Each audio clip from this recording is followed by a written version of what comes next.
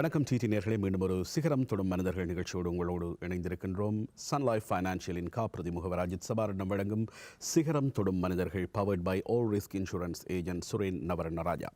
இந்த நிகழ்ச்சியின் ஊடாக எங்கள் மத்தியிலே வாழ்ந்து வருகின்ற வெற்றி பெற்ற மனிதர்களை உங்களோடு அறிமுகம் செய்து வருகிறது TETHD. அந்த வகையில் இன்றைய தினமும் மிக முக்கியமான ஒரு ஆளுமையோடு இந்த நிகழ்ச்சியிலே உங்களோடு இணைந்திருக்கின்றோம். கனடாவில் பலகாலமாக இயங்கி வருகின்ற ஏறத்தாழ 3 தசாப்தங்களை தொட்டு நிற்கின்ற டிஜி கெமிக்கல்ஸ் நிறுவனத்தின் அதிபர் எங்களோடு இருக்கின்றார். அவர் டிஜி கெமிக்கல்ஸ் அதிபர் என்பதற்கு அப்பால் கனடாவிலே 3 லட்சத்துக்கும் அதிகமாக தமிழர்கள் வாழ்ந்து கொண்டிருக்கக்கூடிய, ஆசிய கண்டத்திற்கு வெளியிலே அதிகளவாக தமிழர்கள் வாழக்கூடிய ஒரு நாட்டிலே இருக்கக்கூடிய மிக முக்கியமான முதன்மை பல்கலைக்கழகமாக கருதப்படுகின்ற டொரண்டோ பல்கலைக்கழகத்தில் தமிழர்களின் தமிழ் மொழிக்கான இருக்கையொன்றை உருவாக்குவதற்காக $2 மில்லியன் என்கின்ற மிகப்பெரிய நிதி உதவியினை வழங்கி அந்த தமிழ் கற்கையினை உருவாக்குவதற்கான அடித்தளத்தை ஏற்படுத்தி தந்திருக்கக்கூடிய ஒருவரைத்தான் நாங்கள் இன்றைய தினம் சந்திக்கப் போகின்றோம். கலாநிதி ரவி குகதாசன் அவர்கள். வணக்கம் ரவி குகதாசன் அவர்களே. நன்றி. உங்களை பற்றி ஒரு சிறிய அறிமுகத்தோடு நாங்கள் இந்த நிகழ்ச்சிக்குள் செல்ல விரும்புகின்றோம். நீங்கள் பிறந்து வளர்ந்த இடம், எங்கே கல்வி பயின்றீர்கள், எப்படி இந்த கெமிக்கல் துறைக்குள் உங்களை ஈடுபடுத்திக் கொண்டீர்கள்? ஓகே, நான் உங்களுக்கு இதில் நான் ஆன்சர் பண்ண போகிறேன் இங்கிலீஷில், ரைட்? எனக்கு விளங்கினது என்ன கொஸ்டின் என்று, ரைட்? நான் பிறந்தது காட்டுட, ரைட், யாழ்ப்பாணத்தில். ஆனால் நான் படித்தது boarding school, 1965 Bandarbalala. That's where I went to school. Right. I left Sri Lanka in 1974 April, straight to England.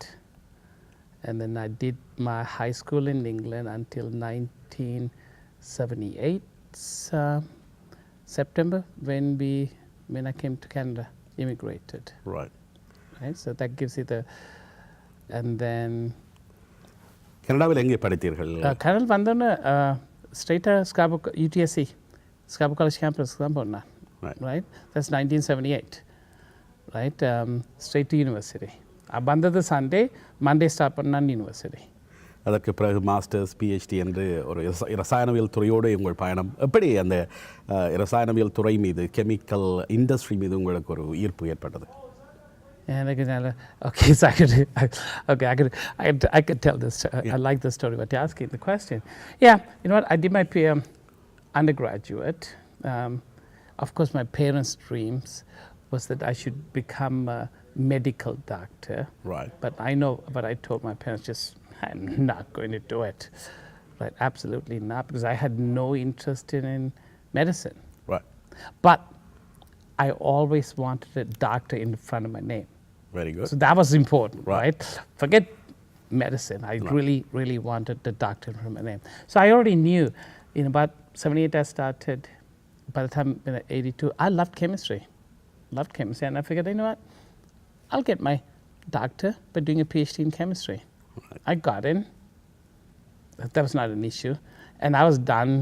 I was actually the fastest to get a PhD at university that time. I was done in 3.5 years. I got my PhD. ஒரு கல்வித்துறை sir புலமையாளர் என்று அறியப்படுகின்றவர், அல்லது ரசாயனவியல் துறையில் அதிகமாக ஈடுபாடு கொண்ட ஒருவர், ஒரு கெமிக்கல் PhD ஹோல்டர் எப்படி ஆண்டர்ப்ரனியராக மாறினார்? அது it's very different way of thinking. எப்படி அதை நீங்கள் ஏற்றுக்கொண்டீர்கள்? ஒரு கெமிஸ்ட் அண்ட் ஆண்டர்ப்ரனியர் என்பது 2 வெவ்வேறு துருவங்கள். எப்படி அதை சாத்தியமாக்கினீர்கள்? எப்படி உங்களுக்குள்ள ஒரு ஆண்டர்ப்ரனியரல் ஸ்கில் உருவானது? எனக்கு நல்ல ஞாபகம் இருக்குது. அப்போ நான் ஸ்டார்ட் பண்ண graduate school 1982. When I started graduate school, I was in graduate school. Then it was a friend of mine, Nitin Kaushal, and he said, I would say he was about 4 years younger than me, Indian right. background. And he said to me, you know what, we should start a t-shirt business, right? T-shirt and sweatshirt business. And he said to me, here's the thought process, right? I said, damn, it's good, it's a great idea, right? So what we did was we printed almost all the downtown Toronto campuses sweatshirts and t-shirts for all the chemical engineering, pharmacy, chemistry, the freshmen, right. All the freshmen T-shirts. I mean, you got to understand the engineering. You get to print 2,000 T-shirts, right? Is what you get to do. Right. It's a big business. It was a great business. Yeah. We made money, right? We made money, right? It was absolutely fabulous business. And we actually had the monopoly for printing T-shirts and everything else for about 3 years at U of T. So I got a taste for business, right? And I got so ஒரு T shirt பிஸ்னஸில் இருந்து T shirt printing பிஸ்னஸில் இருந்து உலகின் மிக முக்கியமான chemical தயாரிப்புகள் பல முன்னணி நிறுவனங்களால் பயன்படுத்தப்படுகின்ற கெமிக்கல் உற்பத்திகள் என்று சொல்லலாம். டிஜி கெமிக்கல்ஸ் என்னென்ன பொருட்களை உற்பத்தி செய்கிறது என்று அடுத்த வருகின்ற பகுதியில் அதை பற்றி விரிவாக பேச போகிறோம். நான் நினைக்கிறேன் மிக முக்கியமாக அதை பற்றியும் நாங்கள் தெரிந்து கொள்ள வேண்டும். எப்படி ஒரு டிஷர்ட் பிஸ்னஸில் இருந்து டிஜி கெமிக்கல்ஸின் உருவாக்கம் எப்படி? வாழ்க்கையை யோசிக்கிறது ஆல்வேஸ் இந்த லக் இருக்குது, ரைட்? லக் இது நான் luck, and I have to believe, you have to truly believe in luck, right? And I'm a lucky guy. I guarantee I'm a lucky guy. So I can tell you, so there was 1986, the University of Toronto gets a phone call. The chairman gets a phone call from a gentleman called Harry Giles. Now you got to understand who Harry Giles is, right? People who don't know, let me just give a background for Harry Giles, right? Harry Giles started Toronto French School. Oh. Right? Toronto is a private school. It's a French immersion school. Right. Right? And if you guys don't know, it's at the intersection of Mount Pleasant and Bayview.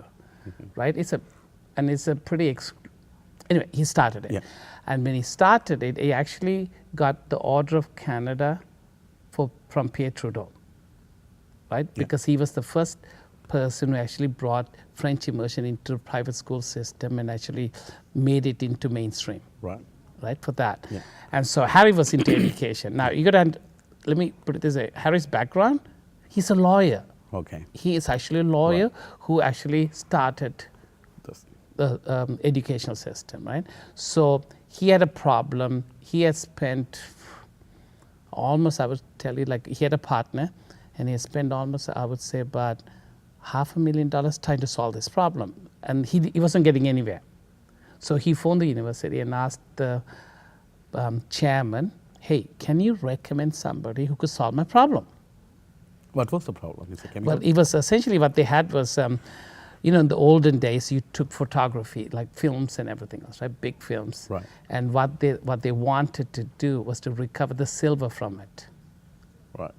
Right? That was the business. That was what they wanted to do. Right. Right? So he had spent, the problem is, he had a partner who was, let me put it, I would say shady is the right word, but I don't want to accuse me of shady, but questionable. Right. Is what happened. Right? So Harry phoned, and he phoned the chairman, he phoned another person too. Both of them recommended my name.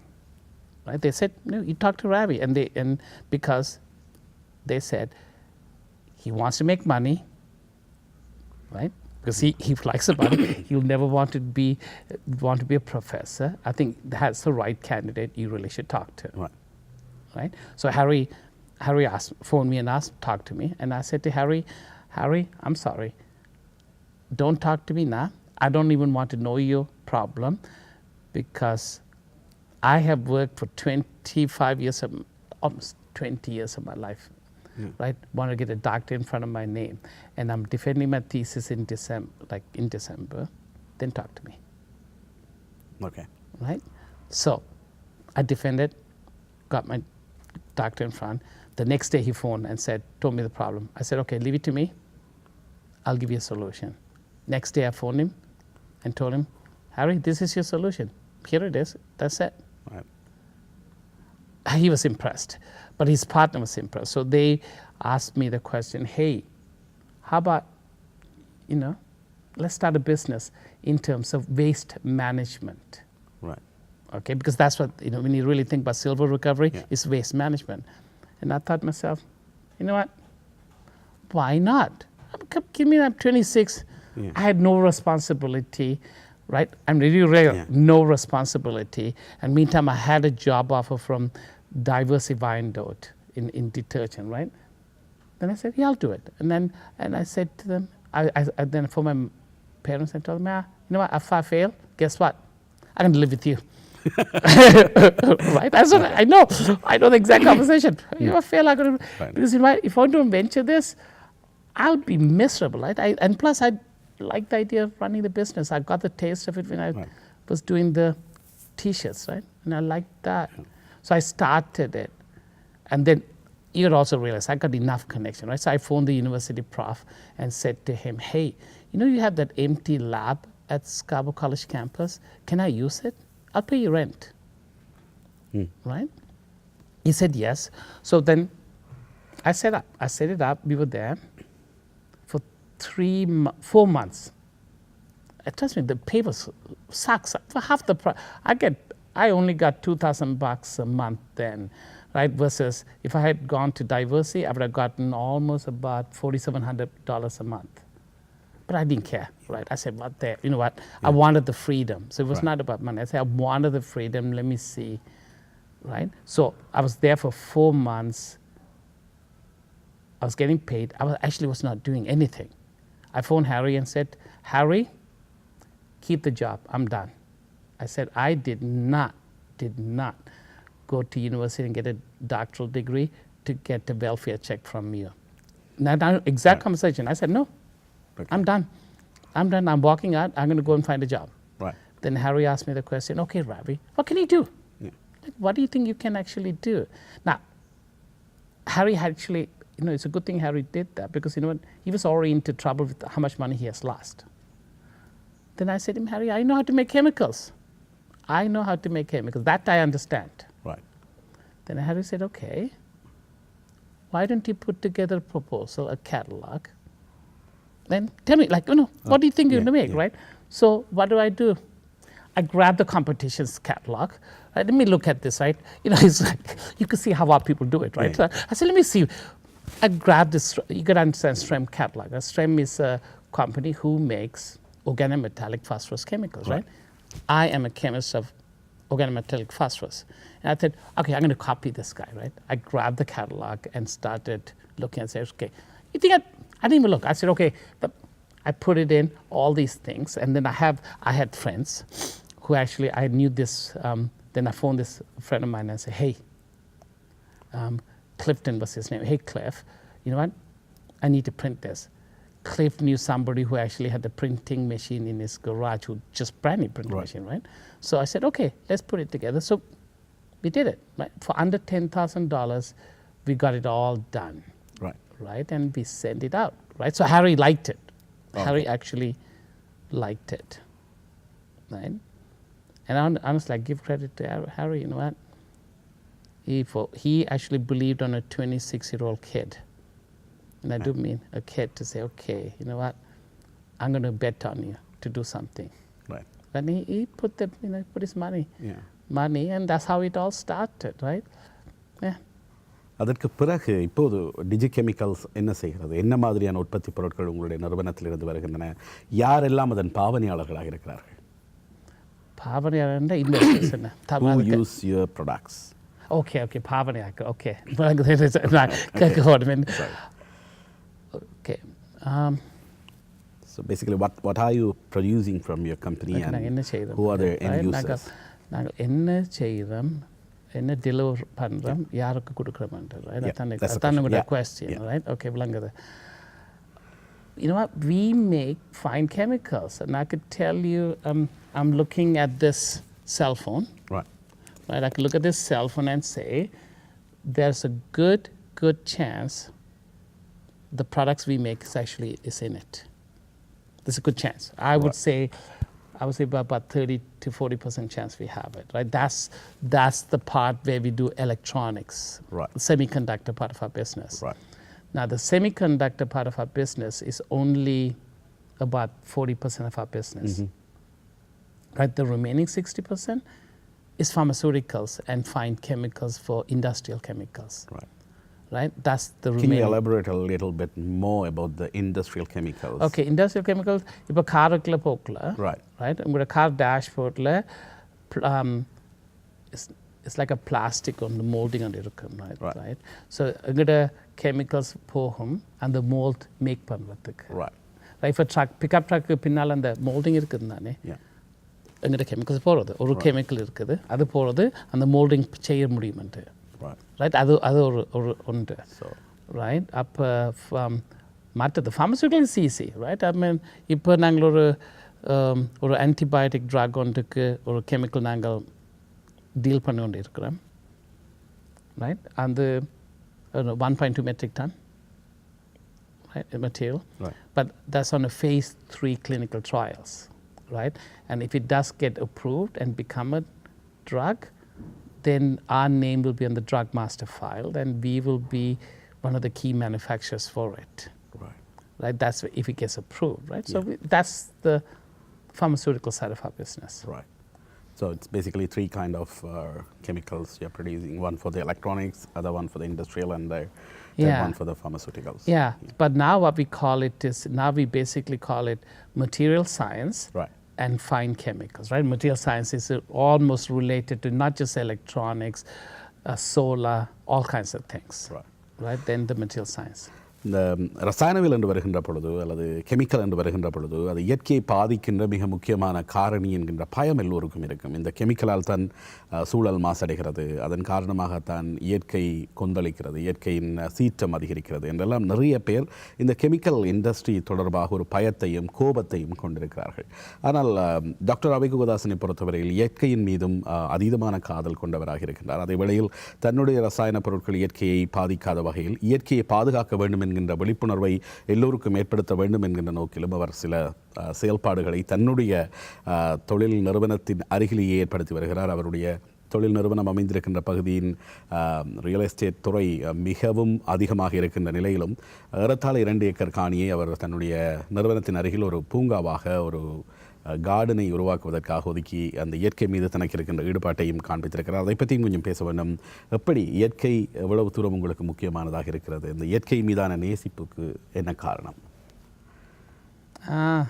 What we built, okay.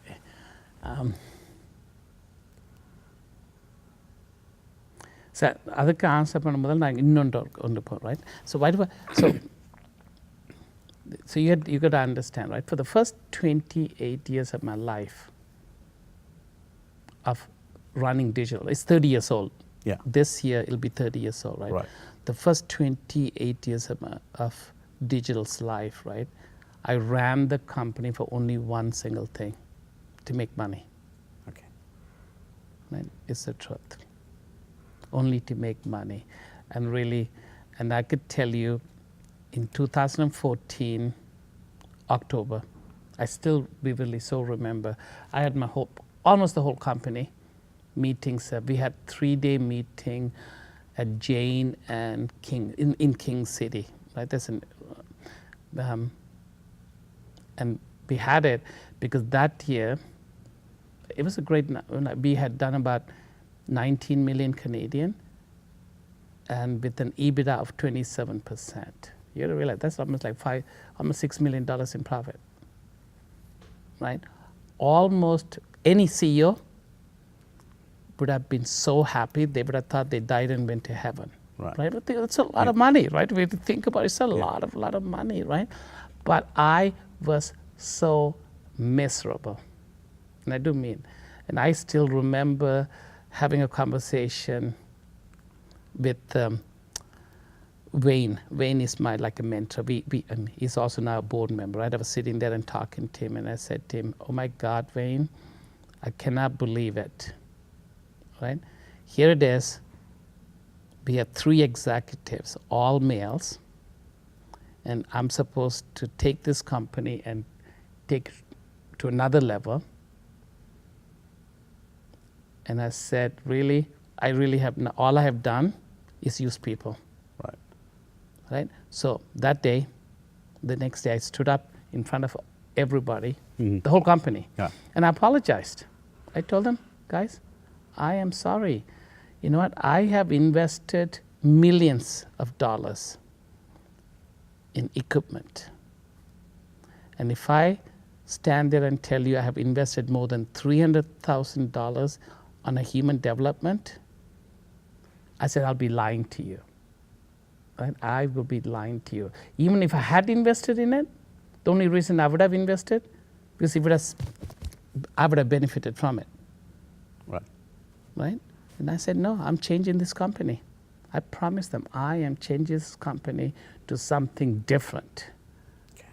Right? And I told them I will change it. So I'm gonna just pause, and then I'm gonna tell you the question is, how do I do the environmental sustainability? Right? That was the question. Right? Yeah. Because I had to bring the human development side first. Definitely, I have the question for the future, but it's okay. Right? You already answered. No. Only reason because I couldn't have answered that environmental sustainability without going to that. So, Okay, and I could tell you when I bought the 4-acre lot in 2000, June is when I bought it. It was like 2 acres of empty lot, and then 2 acre had the building on it. Right? The whole property had 1 tree. That's all it had. Again, I say, something drives you, right? Something in your heart. Right. You know what? I say basically the universe, right? You have to. I don't want to say God. Something the creator. You need to believe there's a creator, right? Yeah. And then you have to believe that you're actually here to do a service. You're meant to do something right. Right. Right. And then at that time when I bought it, and the first thing I did was told my gardener, you know what, Mike?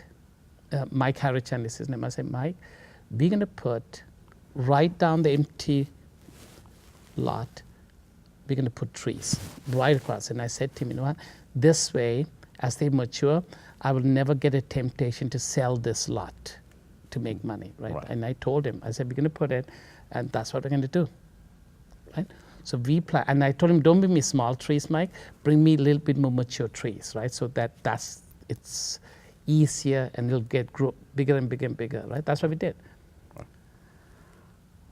And so I'm going to stop because in the context of when I wanted to do this dual bottom line, human development will co-equal financial return is the model I knew, right? I didn't know that's what I wanted to do. I knew I needed to change this organization.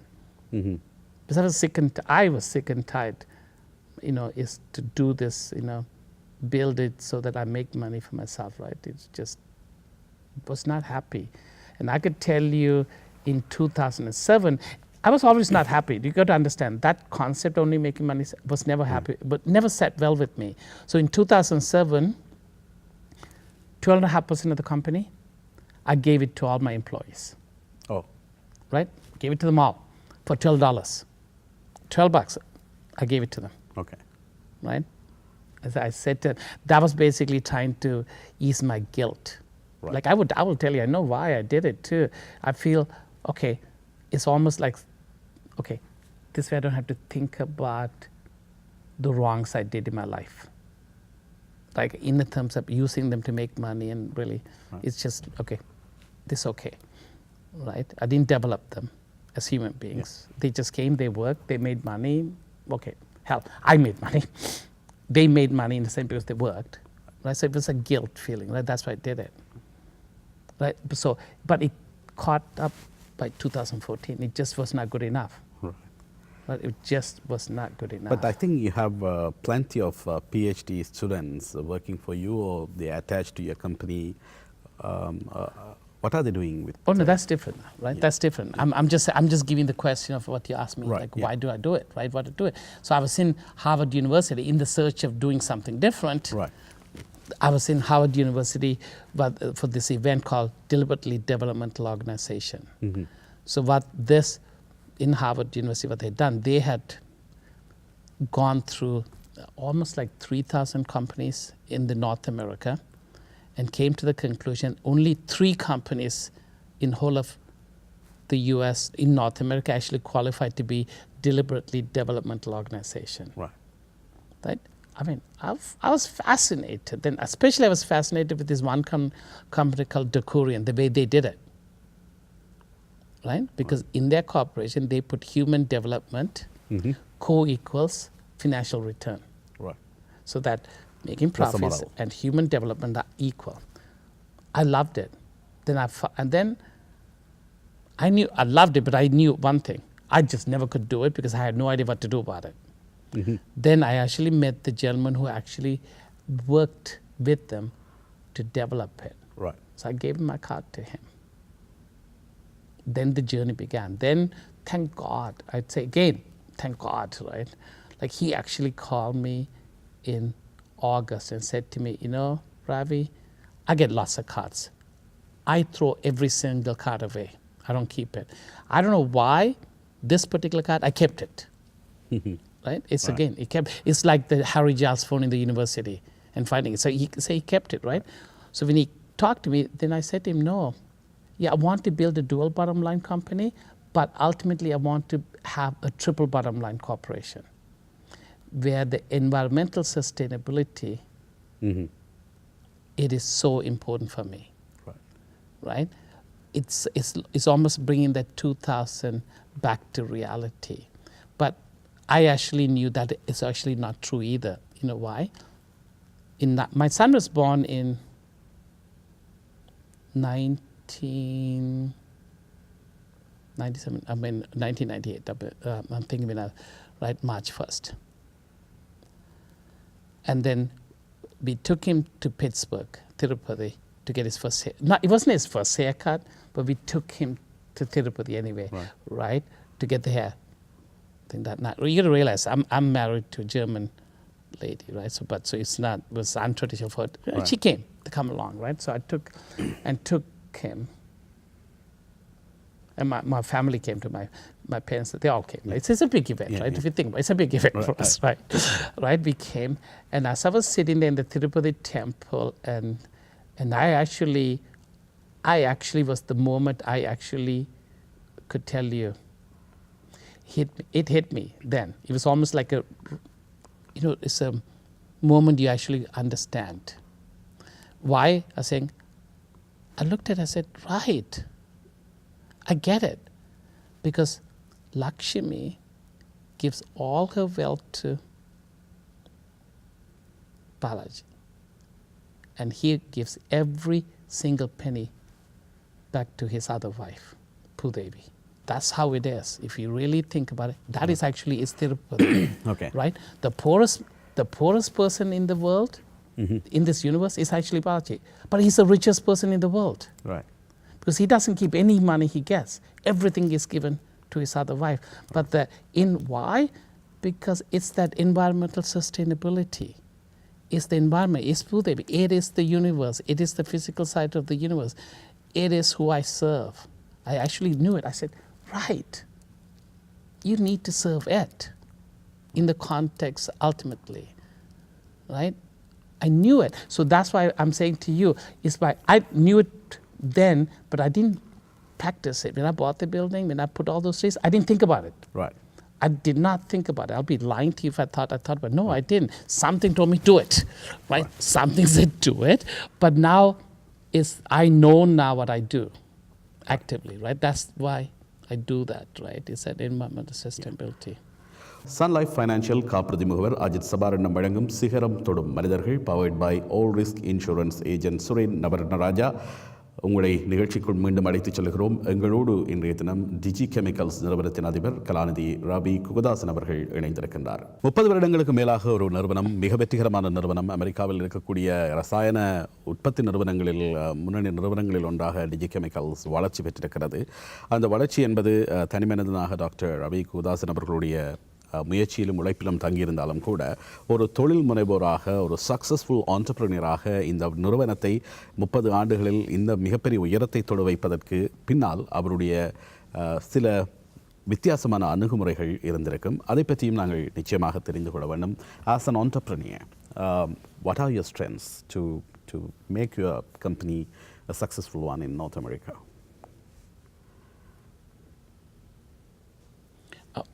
I could remember my success as a CEO. Yep. I could tell you what my success as a CEO. I don't take myself too seriously.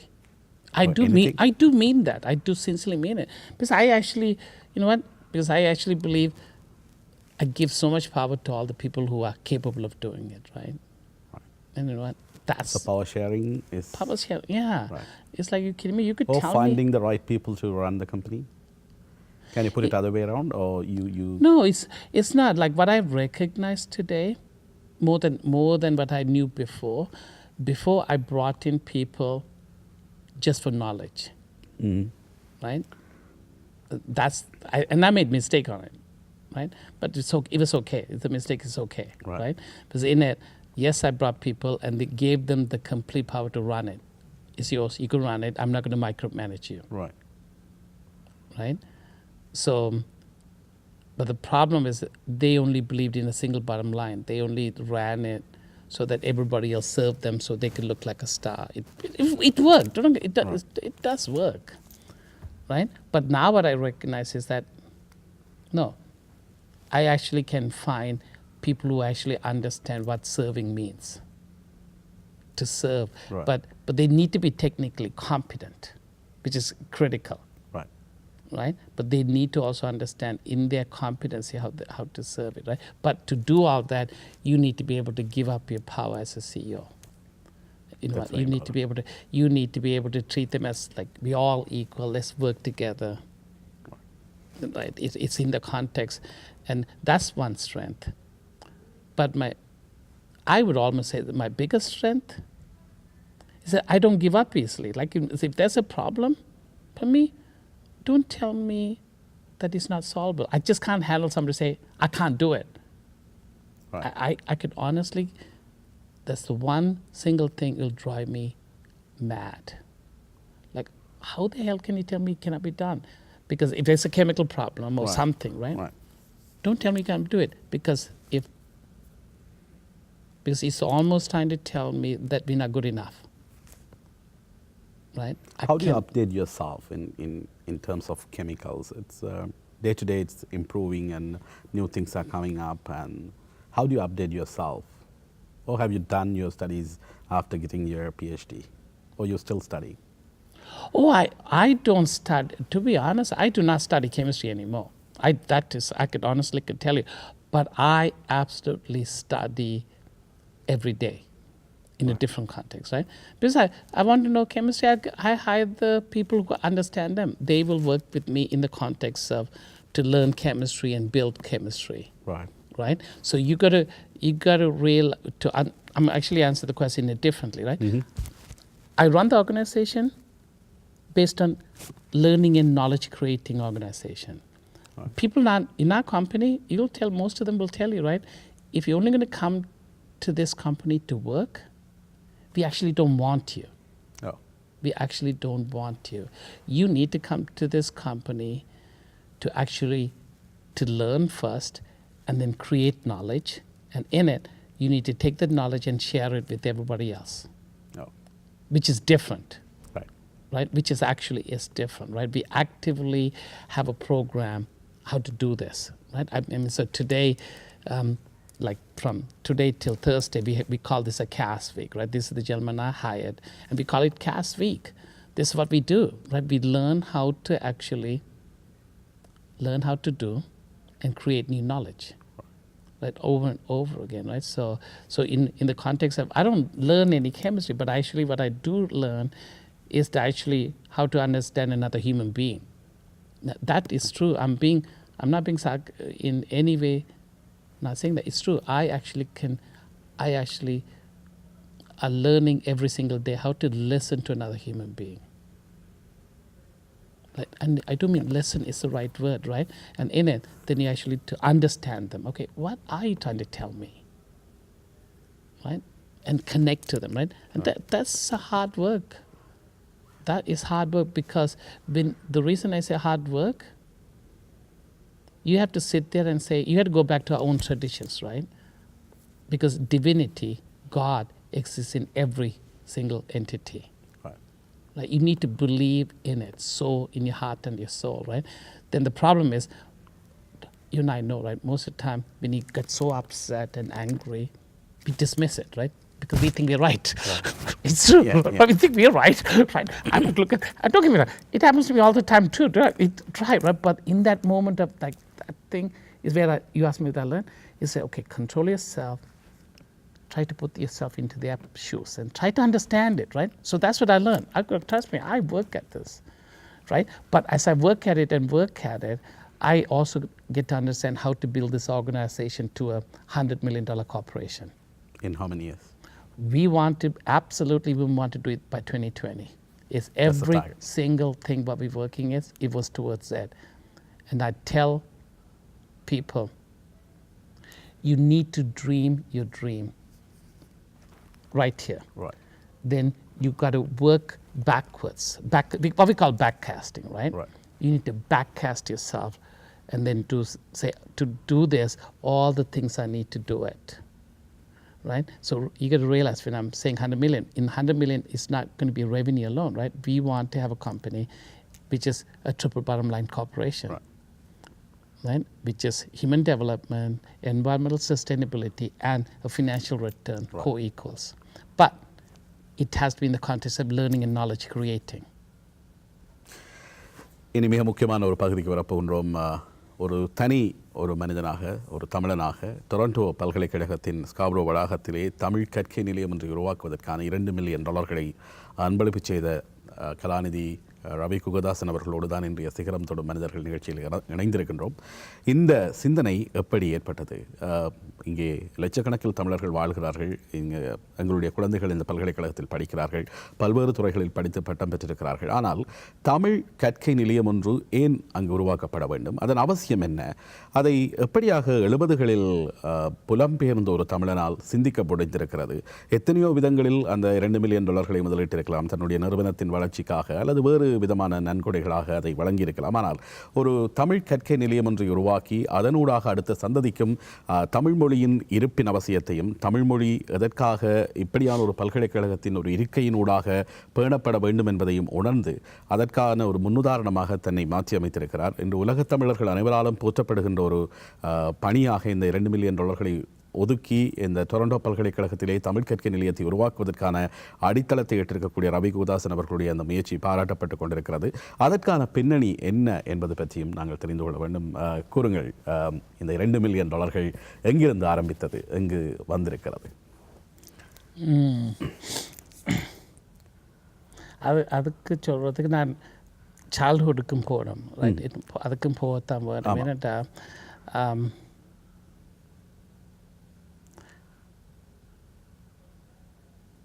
நான் போகிறது boarding school. அஞ்சு வயசில் boarding ஸ்கூலுக்கு தான் போனேன், right? So boarding ஸ்கூலுக்குள்ள போகல Bandarawela, saint Thomas, right? So தமிழாக்களும் இங்கிலீஷ், ரைட்? ரைட்.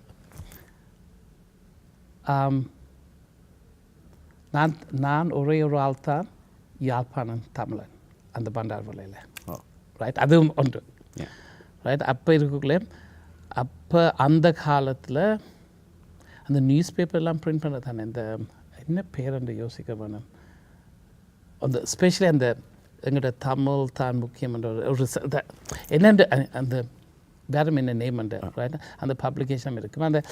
அந்த அப்போ there's always a perspective I bring when I went to boarding school, right? From what the Tamil means, right? From a Jaffna perspective, right? Which is different. It's different compared to, there's always, right, then trying to get from a perspective of what it is, right? And I was always ingrained in that Tamil, right? I know people might think, well, if that's the case, why the hell aren't you not speaking in Tamil? But you also have to realize I left at the age of 13. I never practiced speaking Tamil. But I could listen, I could understand it, but I never spoke it after I left, right? So don't judge it when I say Tamil, but I love the language, right? I could patiently read. It'll take longer. Right. It's not to say I cannot speak it with you, but the problem is if you want, it'll take a lot longer. Yeah, if I speak it, right? I won't be able to articulate it exactly what I want to tell you if I try to. But I also know we only have so much time. So that's why you sit and talk in English to explain your question. So I was always a firm believer in the Tamils and what that means to be a Tamil, right? And I could tell you, I know for sure I could tell you, if I had stayed in Sri Lanka, I would have been a separatist and I would have fought. that I could tell you that is the truth. Right. I would have. You had an experience in your life as well. Oh yeah, because I know in my heart why I would have done it, because I know it, right? Inevitably, that was not the call of the universe. It actually says something else is what I had to do. Why? And I could say that that's so true too. But I would have done it. I would have probably today I would not be sitting here and talking, but I would have been dead. Right? I would have fought a fight and I would have died. It's okay. It would have been okay too, because I would have fought it, because in the context of what it is to be Tamil, right? In that I understood. Right? And I still remember, Thuriappa, right? He's the mayor. And when we had the Tamil event, the World Tamil event, right? And I remember seeing the first day, all that thing, and being so proud of it. That's the first time I ever came to Jaffna and everything else. And the next, like that Sunday, I remember the Sunday, and we all, my sisters and myself, right, wanted to go to take the bus. We went to take the bus. Right. And we're waiting in the bus and wondering, where is the bus, right? The bus has not come. And then on the junction, I'll show another, in the news center, right? I said, no, we didn't know anything news. Then we were told, indeklam basilla yalpanakku poyelathundu. Right? Because on the army attack, right? In the police attacked. Right. Sarvadesa Tamil Arachi Manattu Paduvai. Then a week later, I saw the mayor in the Apadan and the Jaffna, and they had done that mall, not the mall, and the shopping center, and right next to the bus stop, and the new one, Upper Pudusu, right? Yeah. And I was walking up, and he was coming down. We saw him, but you realize, right? He actually his sister is married to my uncle. Right? So he knows who I am. Yeah. And I looked at him and said to him, what? You're a traitor. I bluntly, and I was 11 years old. I told him, you are a traitor. And I said to him, you cannot tell me that you did not know. Your excuse was, you're just going to go to Chennai and basically say, I wasn't there, that's what they attacked. It's just not true, right? You could go in your own heart and tell me the truth. Right. It's not true. You knew it, but you just didn't want to be part of it, accept it. So you figured that's it, right, because you couldn't stand up to the scrutiny, right? No, you're wrong. Right? As I knew it, right? So in the context I'm putting it, right? So, and now you also have to realize then, as I did my PhD, right, did my thesis, I wrote my thesis, I dedicate my thesis. If you open it up, you'll see it. It's in the front page, right? I dedicated that thesis to the young men and women who are fighting to liberate Tamil. That is what I wrote. It's my thesis. I'll dedicate it to them, because that's exactly what I wrote. So in the context of that Tamil, what it means, it was there. Right? But then I had to tell it that honestly, the person I give credit is to Ashwin. Then come Ashwin. Right. I had to come to Ashwin Balamohan. He's my cousin. Right? He said to me, hey, Ravi, now why don't you come to this event we're having at downtown UFT? Right. That was in 1996, right? And come and see what we're doing, right? So I went in. I would say about 14 to 15 students, male and females, young Tamils, like trying to bring Tamil into downtown, Toronto, right? I thought, wow, I was impressed. Trust me, I was damn impressed. I said, wow, what a radical outside-the-box thinking. It actually touched my heart, because I thought to myself, God damn it, Ravi, you would have never even thought about this. Because as I run a company, I think outside the box for running a company, right? Outside the box thinking. So this to me that's why it touched me also, right? Outside the thinking, I thought this is a brilliant idea. I was so impressed with them. I gave them a $10,000 donation right there to say, okay, guys, keep this, right? This is all I could do, but it kind of will help you to go forward. Right? But then, now I will tell you, those kids, like I always said, right, they planted that seed in my heart. But I couldn't do anything else. Right. But it slowly slowly grew into a tree, right? Then Georgette, I come back to Georgette, right? She's the one who does the alumni at UTSA campus, right? Yeah. And then I've done other work. Like have given donation to another $100,000. They're on a $750,000 program. Raji, he has a printing business, right? I think Raji, I can't remember his last name. He has a great printing business in Mississauga. Myself and then Carnation Partners, right? You know, we put together 250,000. I gave 100,000, Raji gave 100, and Carnation 250, and the university gave 750. Right? And then we were like, so we had $1 million, and we were supposed to go and fundraise another 250. So that 250 we didn't go and fundraise. But we got $1 million package to start Tamil, right? In UTSC. Right. But then, as I'm doing it, I also realized, no, it was not good enough. For me, it was just not good enough, but right? So I always talk to Georgette, right? And I talk to Georgette, here's what I would like to do, things like that, right? Yeah, it just happened, like you also realize the third most important thing is because the best people I have at work, if it wasn't for them, I never could have done, the people who are past and present, I give them all the credit, right? They were brilliant too. Only because of them I was able to give them money. But in the context, everything came together. And I said to Georgette, nah, you know what? And I said, you know what, Georgette, I'm going to make a mark, right? I know my own people, right? We compete with each other. Be good at it. If somebody buys a house, the other person will say, I'm going to buy another house. Like, it's just a competition based on each other. That's what we, instead of something else, we kind of do this, right? We fight each other, right? We need to think about it, right? You could see the whole Ulam, or lack of it. That's because we just fought each other. Somehow we just forgot the main cause. Yeah, the main cause. We forgot the unity, right?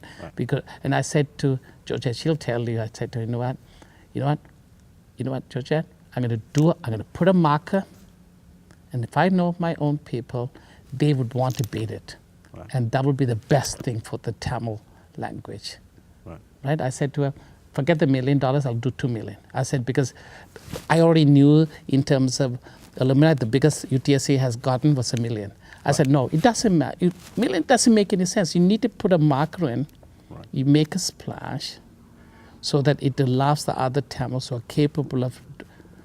Guarantee you, my accountant will tell you, they like Mesa did it. There are so many people who have a lot more money than me. Who have a lot low money than me. They could do it. But I said, no, I'm going to put it. I could actually challenge them to beat me. Right? I said, that's what I want to do. I said, no, we're going to do it, to do it in this context, right? I said to him, yeah, we're going to do it, right? But I also come back how the universe works. I'm telling you, the reason, you have to believe in it. We all could serve based on become serving, right? Or if we let our ego rule, we don't serve, right? We only serve our own ego, right? Why I'm bringing it up is it just happened 150th year Canada's existence. And that's the same year they actually made January a Tamil Awareness Month.